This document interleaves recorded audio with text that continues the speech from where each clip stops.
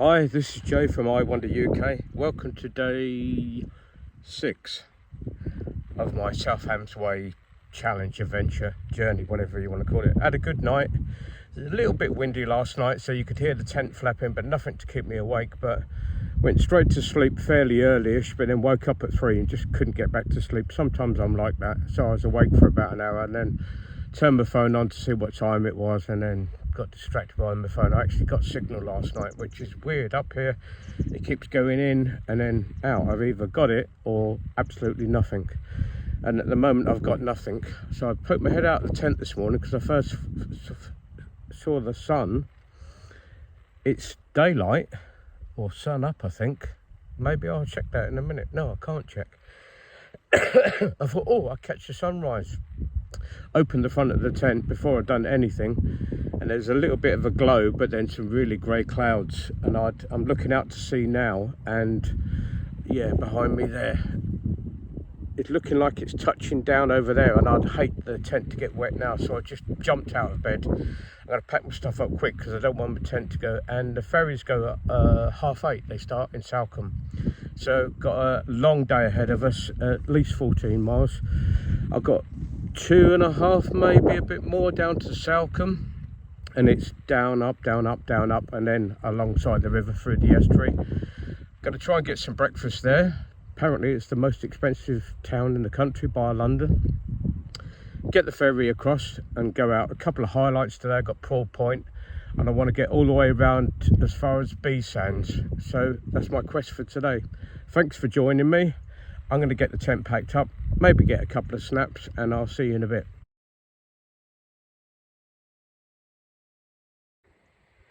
Seems a shame to leave this spot, but as always, there's my stuff packed up. That's where I was last night. Leave no trace. Definitely in my top 3, if not the top spots I've camped, wild camp. Absolutely brilliant. Couldn't fault it. Wish I could do this every day. Finished the day off yesterday, sunny day, little tiny bit of breeze. Woke up this morning, tent strike and pack it straight away. It looks threatening out to sea, but didn't catch me out. Just happy bloke. Yeah, really happy bloke. But we've got to get on with the day. So quick view of where we're going, and then I'll get going. From here, I need to get back into the estuary a little bit more. Not estuary, sorry, little gap. And you could probably see the trail there leading up there. Yeah, you can just see it there, up through Stairhole and then into Salcombe. You have to walk quite a way back in again. Not a huge amount, but further than you actually think before you can start descending. And the descent's a little bit, yeah, trippy. You're clambering over rocks, not clambering, sorry, just scooting over rocks. But we're trying to get to that path down there to follow out. That's the little spot just there, centre of screen, that I had marked out. So it's only taken me 10 minutes to catch up. It's the old advantages, disadvantages game. The spot where I had picked out, there's a little stream running down through it, grass, and I'll show you in a second. I'm tucked between 2 ridges, so I'd have been protected from the wind a lot more. But the problem being down by the stream, the disadvantage would have been a little bit more moist, perhaps. It's up and way over the other side of there, but you can see what I mean by these 2 ridges. Like a little valley. Would have been nice, but I can feel the wind coming down here now, actually. This is Stairhole. And that does look like a monster there, doesn't it? This end rock with this eye there. But I've literally gone in a bit, and I've just realised, because I've seen a fell runner type bloke, I could have come down off that one.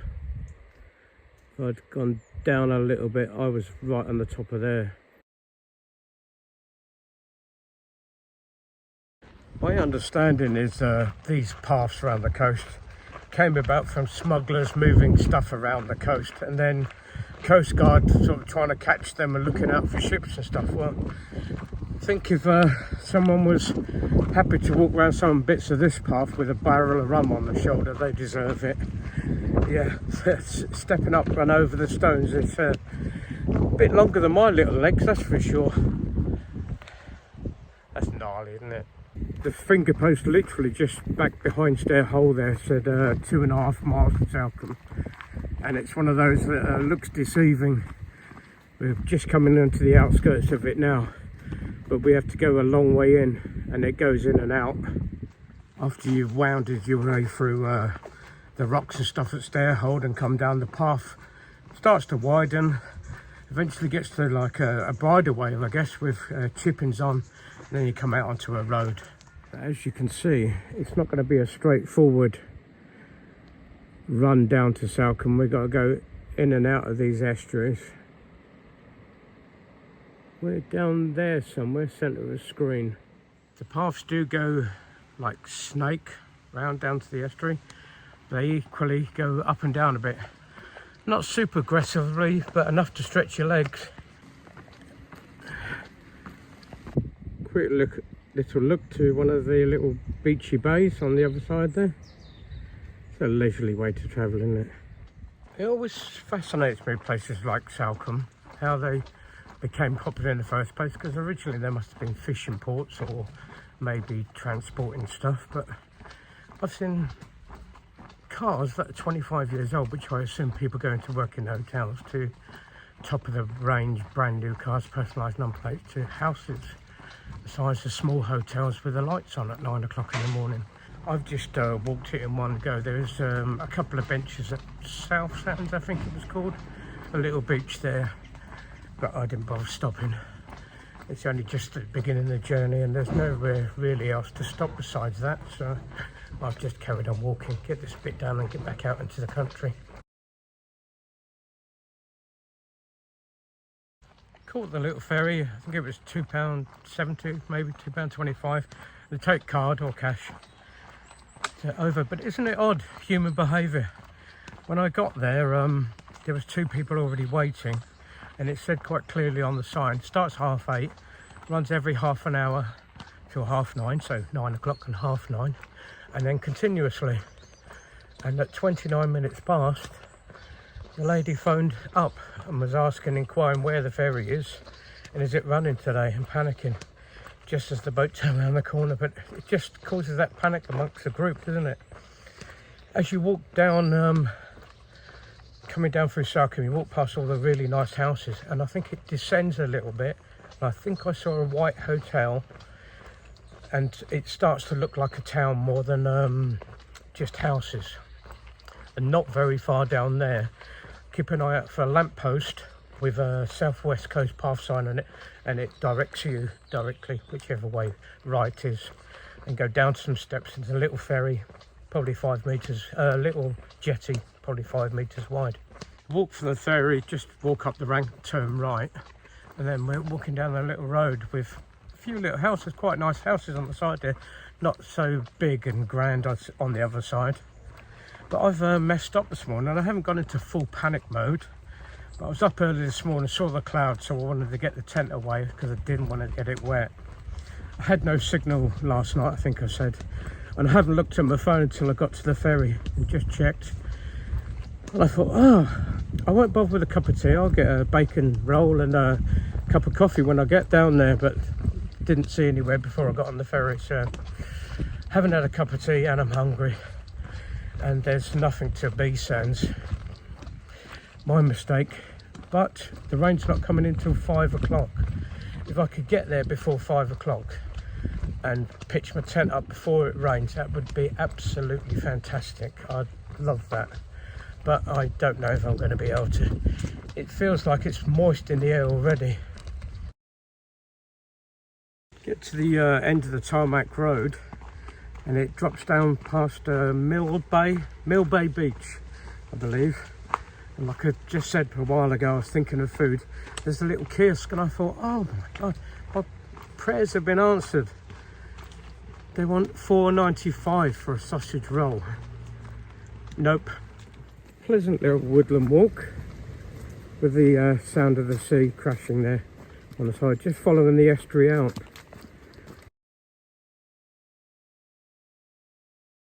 The walk out on this side is much nicer. There's a little bit of road, and then after that you're following a trail through woods. That's where we started from this morning.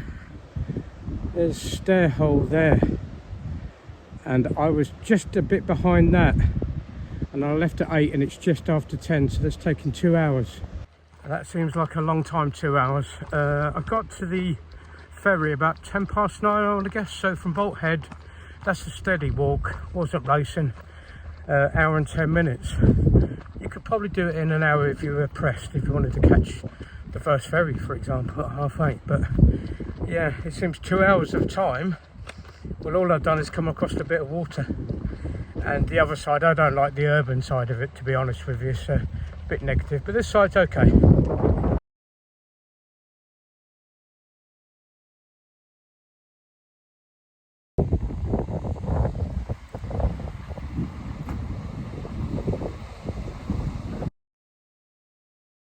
The path's totally different today to yesterday, and I'm talking about in the afternoon from Bolt Tail through to Bolt Head, where you climb up and you're basically walking along a ridge line.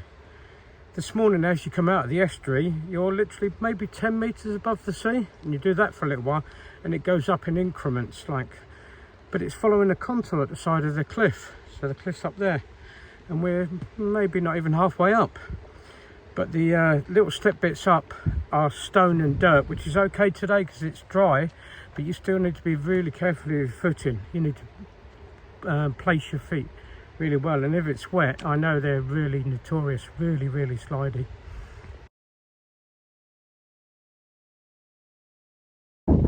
I've been walking for about an hour now since the ferry on this side. Well, I'm going to apologise for the wind now, but I'm going to try not to keep doing it. And this is the first time I've seen anywhere where you could wild camp, and even then, as you can tell, it's exposed. There's a couple of little bits in the woods, possibly if you were in an emergency on this side, but that's about it, because it's all on the slant and the path's very narrow. I'll just show you a quick round. It's still on the slant, but you could probably find a little bit level, but then again, who knows, there might be cattle in here when you come through.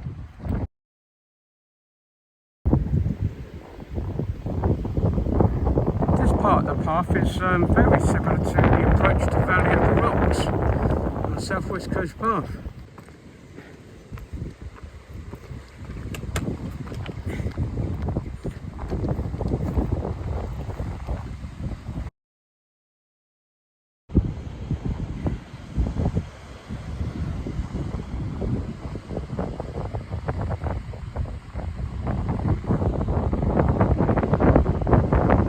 Just taking shelter behind these rocks for 5 minutes. The wind's got up today.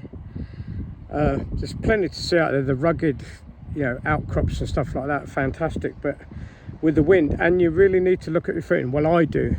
I've said before, I've got a bad back and an ankle. I don't want to punt a stone, knock my knee out, and that be me over, or pull my back. Yeah, so maybe I'm being overcautious. But if you're a new person, don't expect it to be like the walk out of Nos Mayo, which is very civilised, walking around the headland there, or once you're up a Bolt Tail, not like there's smooth gravel path, because it's not like that. It's not super gnarly, but it's enough.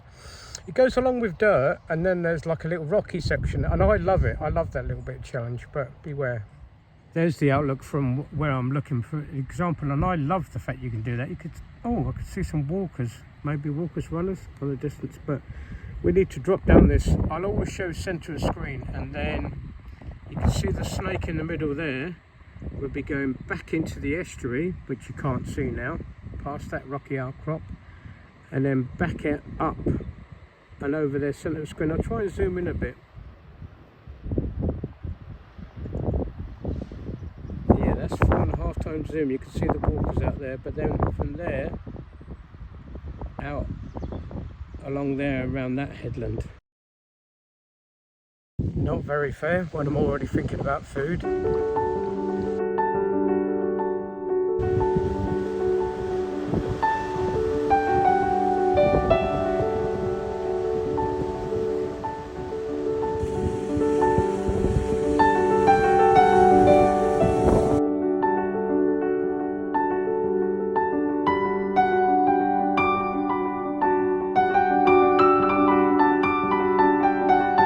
At this moment in this time, I'm the most southerly person in Devon.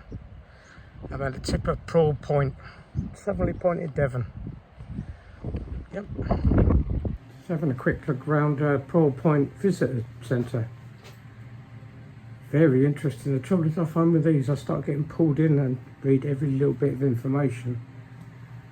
Fantastic, and there's a telescope out there. I've had a look but my eyesight's terrible.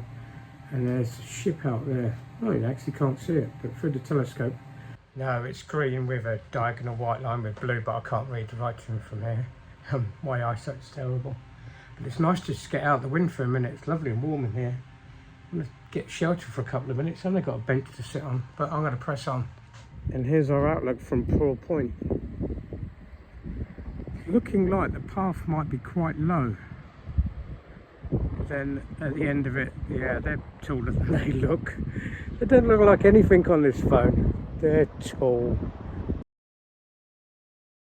As you drop down off Prawle Point, get my teeth back in, it's like a luxury. You're walking a grass meadow. Literally, it's like one of those luxurious carpets with underlay, and it's just gorgeous on your feet. It don't last for very long.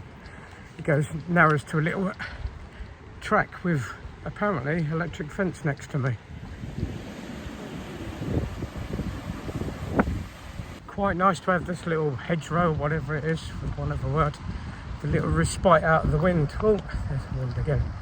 And being on level ground, this is still a little bit rocky, but it's level.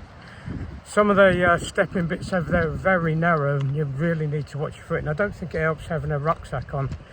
Fortunately, it's not super strong wind today, and it's blowing me sort of most of the time.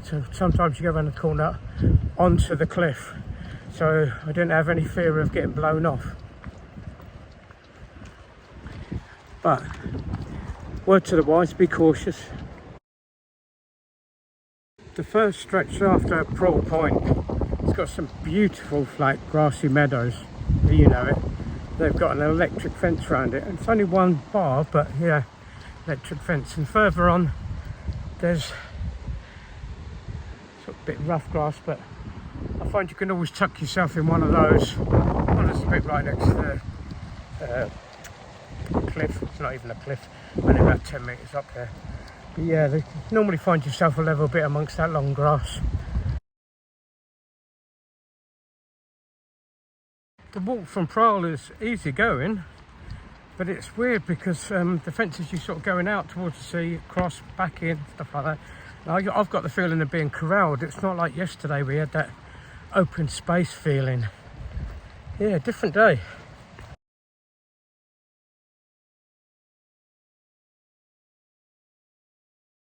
About a mile from Salcombe beach it changes again, and now we've got Rockies. It's not as bad as it was on the approach to Prawle, but you need to be keeping an eye out where you're putting your feet.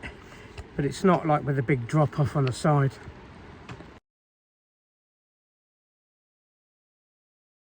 Then the path turns into a trip through the ferns, but you can't see the stones you're trying to stop punting. Oh, that's better. Cleared again a little bit. Oh, maybe not. Wasn't the bacon sandwich I was hoping for this morning, but it will do. A little bit bruised and quite tart, but yeah, I'm hungry.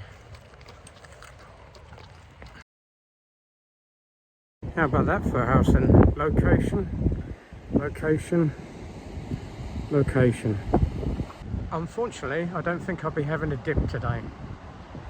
No, I'm definitely not going to have a dip today. The wind is keeping it chilly. You can see the sky. I'm taking the opportunity to air my feet, and I'm not sure if that's a tan line or a dirt line. From the beach we got about 2 miles, but I've just seen a sign and it said 1 3/4. A little bit less. Hooray! I don't think it's going to be flat or level. It starts with a tiny little ascent, and then you're actually level on a dirt/grass path again, but you don't need to be travelling for very long before you see the next lump in front of you, not this end one that looks so tantalisingly close. Another thing I meant to mention when I sat down and stopped for a rest there, I've still got no signal. I don't check all the time, but I thought while I'm sitting down I'd check, see what the weather's doing, but I've got no signal. I think I haven't had any since Salcombe. So just something to be aware of. I'm looking at the path ahead and trying to work out where the route will go. But I can see centre of screen now, a little path going there, but then I can't see anything after that. I can't imagine it goes around there. So the only other option is...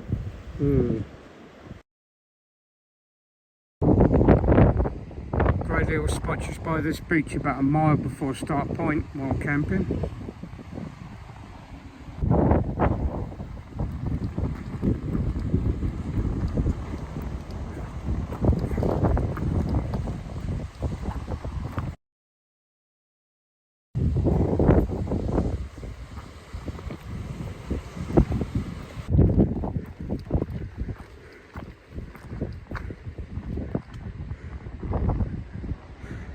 Tell me that doesn't look like a gnarly dragon's back coming away from the lighthouse there.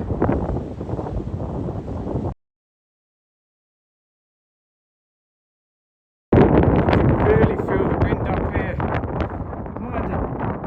Admire the dragon's back, that's the last little thing, and then get ready for like 10 seconds later.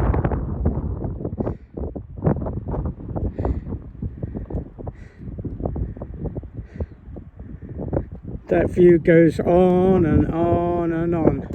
That's Beesands there, central screen. Next bit along with the water on the other side of the ring is Tor Cross. And just keep on going round right up. It's not very clear today, but Dartmouth's about there. I'll try and zoom in a bit more. Yeah, Dartmouth's about there, but a staggering view.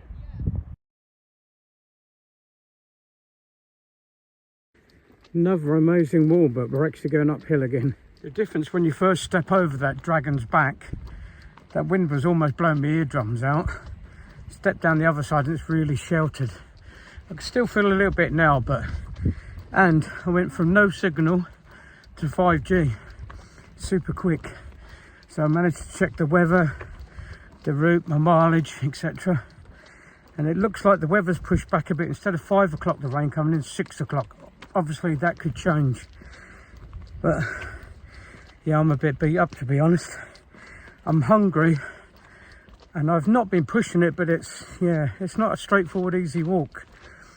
So those going up, lifting your feet over the rocks, has knacking my little legs out. So I'm in real need for some food. I know at Beesands there's a couple of places. I think it's a seafood place, and then I think it's something called like the Cricket Inn or something. But I might have to stop there. We'll see how we get on.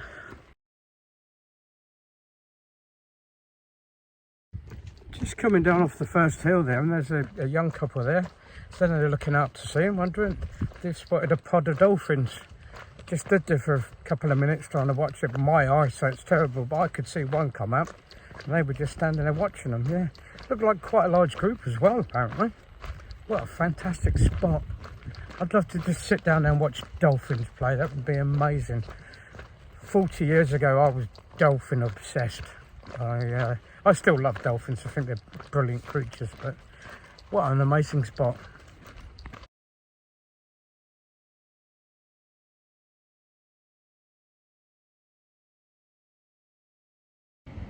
I keep trying to look back to see if I can see those dolphins again, but I'm probably too far away, even if they are. Just met a bloke gone up there to photograph them with a proper camera. But yeah, that's where we came from, Start Point. I love how far you can see around this bay. I think the bay may be called Start Point as well. But it's absolutely huge because you can see where you've come from over my shoulder there. But just looking at the distance in front of you and thinking, wow, I could never walk that. And then when you look back and you think, I've just walked that bit, that gives you that confidence to go again. I love that, to be able to see where you're going. Sometimes you don't want to see hills and stuff like that. You're just, oh no, and you can get negative in your mind. But when you can see it open like this, I just find that fantastic. You just be able to see like where I'll be walking tomorrow. Hopefully I'll get out to Dartmoor and beyond tomorrow. So I think I can see the estuary. I'm not even going to try and get it up on camera because it's just not bright enough today, and it doesn't show up well when I zoom in anyway. But I'm now approaching Beesands, where I'm hoping to get some food, and then I need to make some decisions. As always, I'm starving. I'm not starving. I hate that expression. I'm really hungry though. I'm hoping with a bit of food inside me I'll be all replenished, and I'm not sure. There was a spot that I sort of identified, but the problem is it seems calm on this side at the moment. Yeah, the wind's not so much. Hopefully it's not affecting the audio as it was on the other side, but I know it's coming in from the south tonight, and it's gusting up to 24 mile an hour. Now I've got faith in my Lanshan, good old Lanshan one, but when it gets to sort of like 15, 20, it starts to brr, brr, brr, and you're getting that tugged feeling like your mum's trying to push you out of bed in the morning. So I'm not sure if I'm going to have the gumption, the energy or the inclination to actually keep going, because if I keep going I've got to commit, and it's going to be at least another 5k, about 3 miles at least, to the round the lump and to Totnes. Whoa, nearly went over there. Watch where you're going, Jay. Okay, so I'm approaching Beesands now. I'll try and get something to eat, let you know if I did, and get back to you. First little view of Beesands. Not very big, is it? But I think they've got 2 pubs, that's my understanding. I'll go and find out. It's on approaching civilization, I guess, but the thoughts just start rattling through my mind then of, you know, what do I look like? Do I look a bit scruffy, dirty, you know, hair all over the place? And the expression my mum used to use was, it looks like someone, nobody owns you. You're right, Mum, nobody owns me.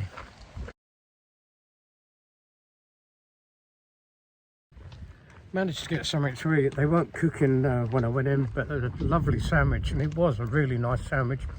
Little box of chips, pint of Guinness, but £24.80. I feel like I've been robbed.